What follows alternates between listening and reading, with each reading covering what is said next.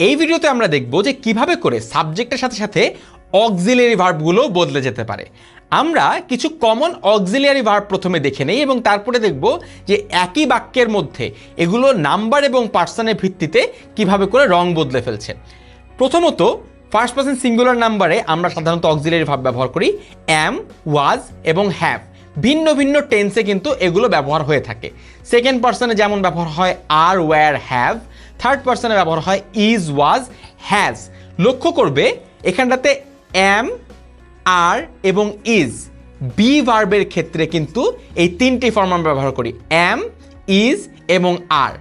অন্যদিকে যদি বি ভার্বটা পাস্টে চলে যায় সেক্ষেত্রে আমরা ওয়াজ এবং ওয়্যার ব্যবহার করি। অর্থাৎ এর প্রত্যেকটি কিন্তু বি কথাটির অর্থাৎ বি যে ভার্বটি রয়েছে তার ভিন্ন ভিন্ন ফর্ম, ভিন্ন ভিন্ন টেন্সে, ভিন্ন ভিন্ন পার্সনে এবং ভিন্ন ভিন্ন নাম্বারে আমরা অ্যাম, ইজ, আর, ওয়াজ, ওয়্যার ইত্যাদি ইত্যাদি ব্যবহার করে থাকি।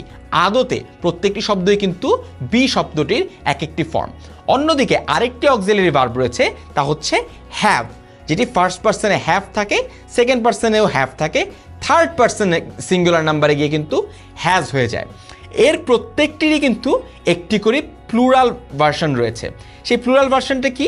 তা হচ্ছে অ্যামের প্লুরাল কিন্তু এখানটাতে ফার্স্ট পারসন প্লুরাল নাম্বারে গিয়ে আর হয়ে যাবে। ফার্স্ট পারসন প্লুরাল নাম্বারে শুধু আর নয়, সেকেন্ড পারসন প্লুরালেও আর হয়ে যাবে, থার্ড পারসন প্লুরালেও গিয়েও আর হয়ে যাবে। অর্থাৎ দেখতে পাচ্ছি যে এই কথাটি কিন্তু অ্যাম ফার্স্ট পারসন সিঙ্গুলার নাম্বারে অ্যাম থাকছে, থার্ড পারসন সিঙ্গুলার নাম্বারে গিয়ে ইজ হয়ে যাচ্ছে, বাদ বাকি প্রত্যেকটা জায়গাতে কিন্তু আর হয়ে যাচ্ছে। আবার পাস্ট টেন্সে গিয়ে আমরা যে বাক্য শব্দটি দেখতে পাই তা হচ্ছে ওয়াজ। ওয়াজ প্লুরাল ফর্মে গিয়ে হয়ে যাচ্ছে ওয়্যার, সেকেন্ড পারসনও গিয়ে হয়ে যাচ্ছে ওয়্যার, থার্ড পারসনও হয়ে যাচ্ছে ওয়্যার। অর্থাৎ প্রত্যেকটি জায়গায় প্লুরাল নাম্বারের ক্ষেত্রে আমরা ওয়্যার ব্যবহার করছি এবং প্লুরাল নাম্বারের ক্ষেত্রে আমরা অলওয়েজই হ্যাভ ব্যবহার করব, প্লুরালে কখনোই হ্যাজ ব্যবহার করা যাবে না। এই বেসিক অক্সিলিয়ারি ফর্মগুলো যদি তুমি মনে রাখো তাহলে তুমি বুঝতে পারবে যে কোন কোন সাবজেক্টে কোন কোন টেন্সে কিভাবে করে জিনিসটি ব্যবহার করতে হয়। এইখানটাতে আমি আলাদা আলাদা দুটো টেন্সে প্রত্যেকটি নাম্বার এবং পার্সনকে ইনপুট দিয়ে দেখিয়েছি কিভাবে করে এই কাজটি করতে হবে। যেমন লক্ষ্য করো, I am working, I was working, I have work, you are working, you were working, you have work.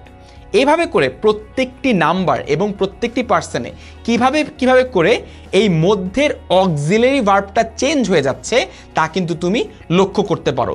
এখানটাতে সবচেয়ে গুরুত্বপূর্ণ যে জিনিসটি তোমাকে লক্ষ্য করতে হবে তা হচ্ছে হ্যাভের ব্যবহারটি।